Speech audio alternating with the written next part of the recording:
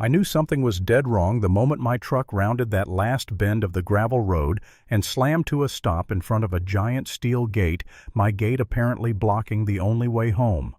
A bright white HOA sign hung in the center like a slap to the face, and before I could even process it, Karen stepped out from behind it with her clipboard raised like a royal decree. In that exact moment, I realized she had no idea what kind of legal disaster she had just unleashed, and I had no idea how far I would be pushed before I finally pushed back. I didn't grow up wealthy, but I grew up with land, real land. The kind you don't just own on paper, you feel it under your boots, you breathe it in, you inherit it with your whole damn identity. 25 acres in Jefferson County, untouched, wild, steady, the same way my parents left it when they passed. And long before HOAs came marching into rural America like self-appointed emperors, we had a permanent easement across old Mr. Fletcher's farm. He wrote it down, signed it, recorded it, made it ironclad. He told my father, "Someday when this place gets crowded, you'll be glad this is all in writing." He was right. I just didn't know the crowd would come with matching polos and laminated rule books. Fletcher passed away. His kids sold the land, and suddenly contractors showed up like ants after a storm. Survey flags, dirt movers, shiny brochures promising exclusive community living.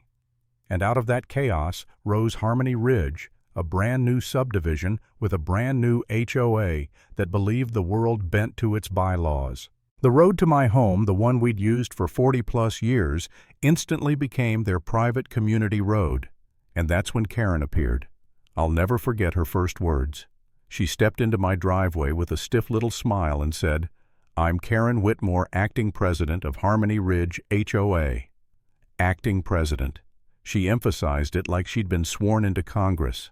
She complained about unregulated traffic, which in her mind meant me, one man, one truck driving to the house I'd lived in since childhood. She claimed homeowners were concerned. She offered me $25,000 for my easement and suggested I carve a brand new road through Forest Rock Ravine and 2 miles of terrain no sane engineer would touch without 6 figures. When I told her no, her smile fell apart like wet cardboard.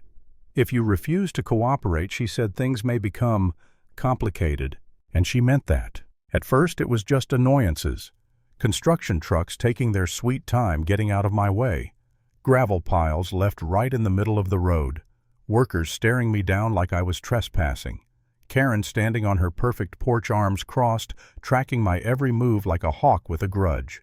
But none of that prepared me for the morning I saw trenches dug across the easement, fresh, deep, lined with brand new pipes. Water lines. HOA upgrades, the foreman told me, for their residents. They were installing utilities on my land, without permission. On an easement they would soon claim didn't apply to me. Days later I heard metal drilling hard, sharp industrial. And there it was, workers installing thick steel posts at the start of the easement. Heavy posts, reinforced. Gate posts. I demanded answers. Karen rolled up sunglasses on voice smug. "It's for the safety of our community," she said. "You'll need to find an alternate route." "There is no alternate route," I told her. She shrugged. "That sounds like a personal problem." My blood boiled. But instead of screaming, I did something worse. I took photos, videos, every bolt, every panel, and that only made her smirk. When the gate was finally installed, towering steel bars, keypad lock, HOA signage. I tried calling her, straight to voicemail, every time. I drove around to a construction entrance, also locked. They had landlocked me, illegally, fully, deliberately. So I parked on the highway, grabbed my backpack and groceries, and hiked 2 miserable miles through thick brush, uneven slopes, and low-hanging branches. Halfway through, rain came down in sheets. By the time I reached my porch, soaked and shivering, I dropped everything and just stared at the road in disbelief. I felt something I hadn't felt in years, utter helplessness. I actually wondered if I should just give up, walk away, start over somewhere else. I questioned myself, wondered if maybe I was the problem like Karen claimed. Maybe fighting this wasn't worth it. But then something shifted. A memory of my father's voice clear as day. "When someone tries to take your road, son, remember everything that road connects to." So I dug through my parents' old file cabinet maps, diagrams, notes, deeds, and found what changed everything: a full utility layout showing all power, water, and communications for the area, running directly under my easement. The HOA wasn't just trying to erase my access. They were using my land to power their entire community. That snapped something inside me. I called my attorney, Sarah Chen. Sharp, precise, relentless. The moment she heard the story, she said, "Send me everything you've got. I'm about to ruin someone's week." She drafted a letter that read like a legal sledgehammer: 48 hours to remove the gate or face an injunction. HOA's lawyer responded with condescending nonsense about modern roadway interpretation. Sarah replied with 2 sentences. "There are no alternative routes. Your client is illegally landlocking my client." Within a day, we were headed to court. Meanwhile, I still had no way home except on foot. Rain, mud, exhaustion. More than once, I stood in the woods and wondered if Karen was actually winning, if I was fighting a machine too powerful to stop. But then came the hearing. Karen walked in wearing a pink blazer brighter than her common sense. Her board members sat behind her like nervous penguins. Their attorney droned on with a speech so bloated it needed its own zip code.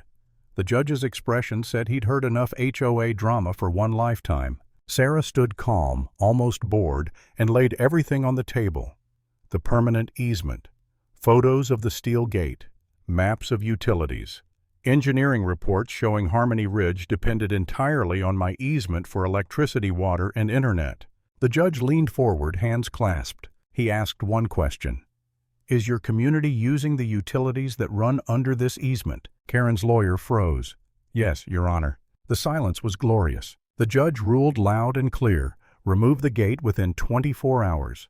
Non-compliance will result in a fine of $10,000 per day. You could almost hear Karen's soul leave her body. That night, HOA board members crowded around the gate, poking it, measuring it, panicking as if they'd discovered a bomb.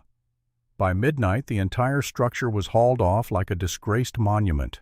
But the war wasn't over. Karen switched tactics: bribes. First offer $400,000 for my land, then $500,000, then $600,000. Each offer delivered with a tighter smile, a more desperate tremble in her voice. But every time I told her no. Not because of money, because this was my home, my parents' legacy, and I refused to be bullied out of it. Then came the damages hearing. Karen's lawyer tried to play the sympathy card: miscommunication, unintentional, complex development needs. But Sarah crushed them. She laid out months of interference, harassment violations, utility tampering, cost of hiking through a forest because of their gate. When the judge announced the final ruling, Karen's face went blank. $50,000 in damages, full attorney fees.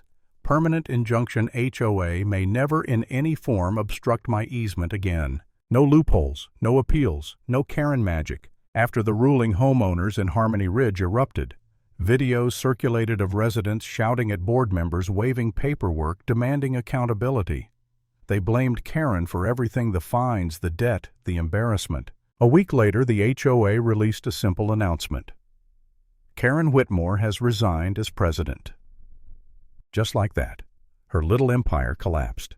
No apology from her, no final confrontation, just silence. The new board sent a real apology: simple, direct, human. And honestly, that was enough for me. When I finally walked the easement road again, clear, open, quiet, I realized something I hadn't felt in months. Peace. Real peace. Not because I won money, not because the HOA backed off, but because I stood my ground when it mattered. Because some battles don't come to you so you can win them. They come to teach you what you're willing to defend. And here's the truth I learned: if you don't stand up to a bully, they'll decide for you what you're allowed to keep.